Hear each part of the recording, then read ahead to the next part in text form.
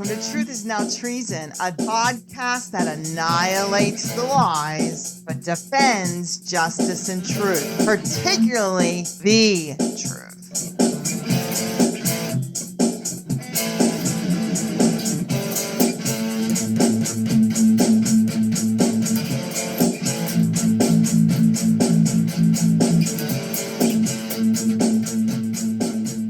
Hey, thanks for joining us here at Truth is Now Treason, the podcast where no one does it quite like us.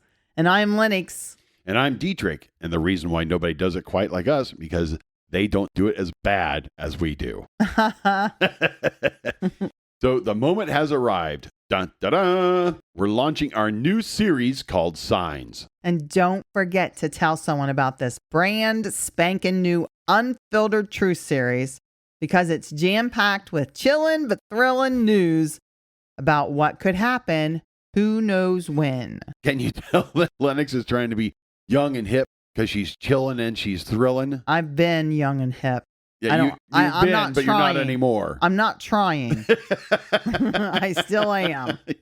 Indeed. Yeah, our objective with this new series is not to scare anybody, but hopefully to give everybody good news. But what I've found, when I read a good story, what makes it phenomenal is that there's going to be a thrill or two intertwined, and we've got that for you with this story. But I must tell you, before we begin, what we're sharing here, it's not fictional. This is nonfiction. And one where we are all the characters in, and we play an integral part.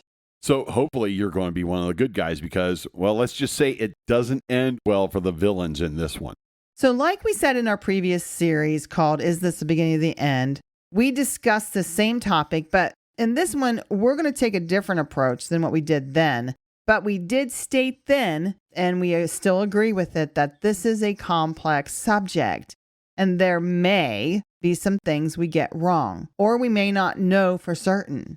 Yeah, I mean, when you're talking about future events, sometimes you're going to get some of the details off. But the important main ideas are what we want you to know, that we're confident that we have that part right, because we're not using ourselves as our experts, okay? Because we're not. David Jeremiah, this guy's an expert at it. He's one of the top people out there when it comes to end time prophecy. And we're using one of our favorite websites. We encourage you guys to use it. It's not just end times, but a lot of things out there. Gotquestions.org.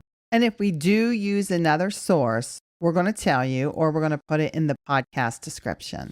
Yeah, our goal is to take this topic about the end times, which can be complex, and make it easy for anybody to understand. But should you have any questions about what we say, you could listen to the episode again, because sometimes hearing it for the second time can help you sort and digest the information more clearly. Or if you want to, you could send us an email at truthisnowtreason@gmail.com. We would love to interact with you and to help clear up any confusion that you might have. So, without further ado, let's dive in. Traders, here's your first question. When you were in high school or college, doesn't matter, and you knew you had a test on Friday, when would you study? Would it be Thursday night? Or maybe even Friday morning? What about you, Dietrich? Well, again, that is what the minutes between the period before your test and between the other period, that's when you study. So that, 12 minutes you got, that's when you study. Oh, well, what if the teacher told you on Monday that the test could be given at any moment during the school week? You wouldn't probably put it off, would you? Actually, the correct response to that is to go to the teacher and say, "Teacher, this is in violation of DEI. I am study avoidant, and you're violating my way of living. So you have to change it and tell me when it is so I know when to study." Well, I don't think you get away with that. I think you would make sure you were ready as soon as possible, especially if you wanted to pass. Well, I think at the Ohio State University, as liberal as they are, I'm pretty sure I could probably get away with that. So in Matthew 24, the disciples, or the 12 guys who've been following Jesus around, they have just posed a question to Jesus about when they should expect him to return. Now, this is a passage that we want to read. We're just going to do a few verses. This is where Jesus is describing to them when he will return. And I quote, "But the exact day and hour?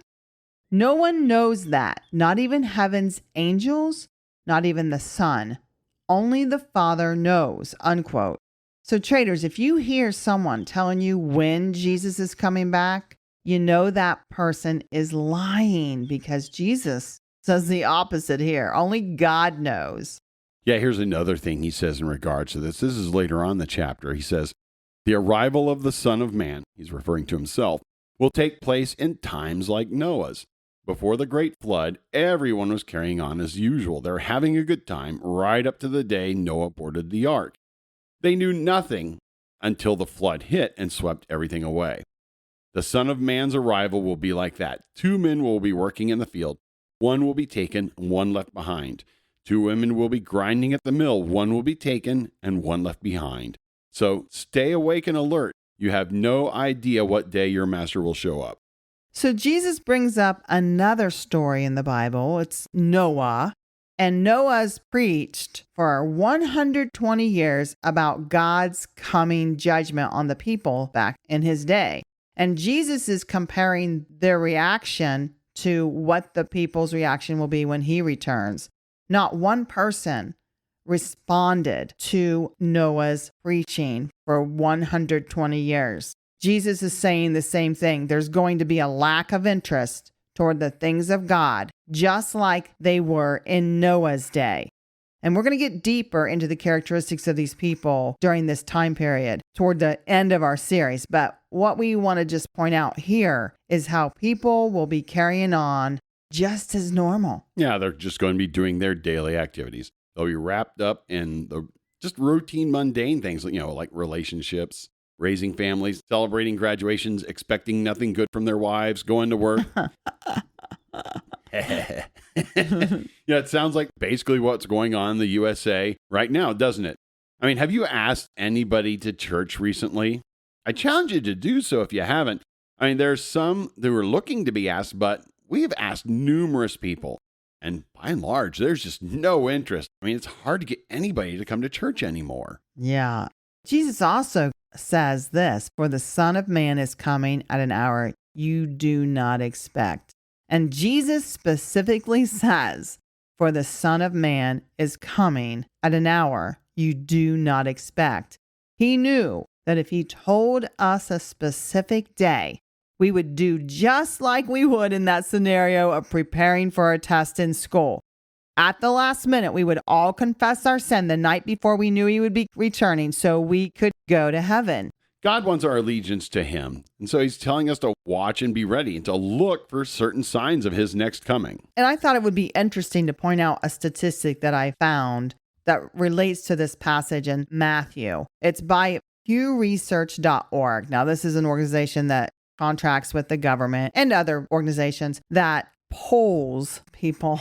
And this poll that they did here in the United States, they asked individuals if they thought they were living in the end times. And 39% of U.S. adults said they believed we were living in the end times. That means the majority of people living 18 years and older are not expecting Jesus' return currently. And I was just shocked at that statistic because it definitely describes what Jesus is saying here in this passage, that people aren't going to be expecting his return. And that means only 4 out of 10 are saying that we are in the end times. That means we are the minority.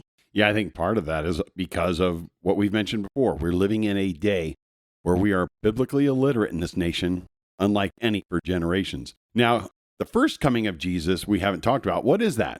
That's Christmas, when Jesus came to the earth to be the world's savior. He came as a baby in a manger. Now, the second coming, he's going to be coming as a triumphant king, where everybody is going to see it.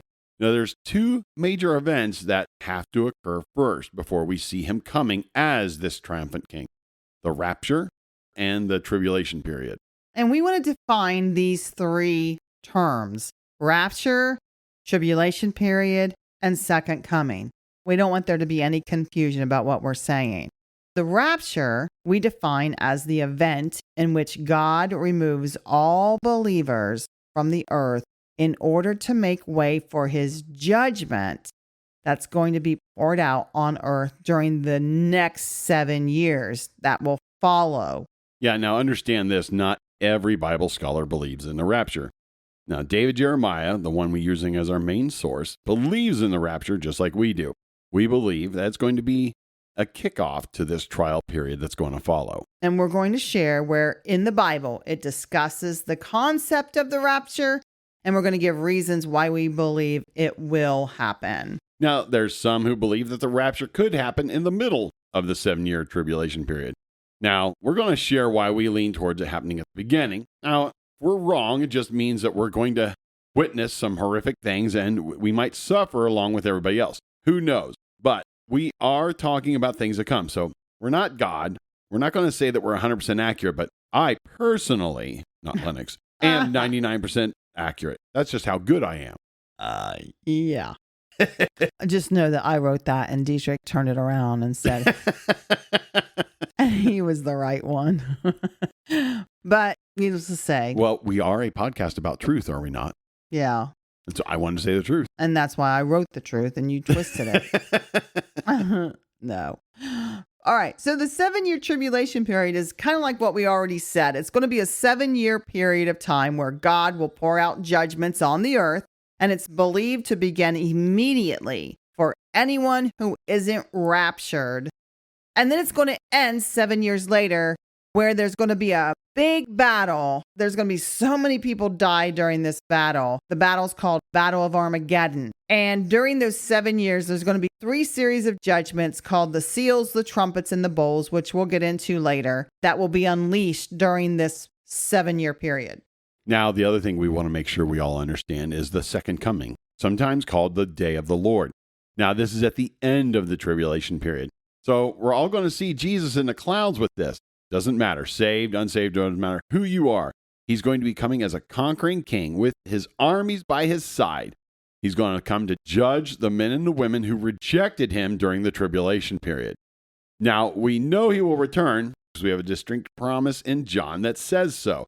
He said in John chapter 14, I'm creating many places for you in heaven and know that I'm going to return and come to get you to bring you home with me. He says this right before he ascends into heaven. He's talking to his disciples. They stood there and watched Jesus ascend back into the sky. But before he left, he promised the disciples he's going to be back. This is the good news for all of you listening who are believers. He is preparing a place. We call it a mansion with many rooms, it says. And just like we have shared with you about God and his faithfulness, he is faithful to keep his promises. And one of his promises is this, and we have that 100% assurance. He will be back. No matter what someone says, you're going to hear people say, well, he said that a long time ago and he still hasn't returned. God is faithful. He keeps his promises. He's coming back.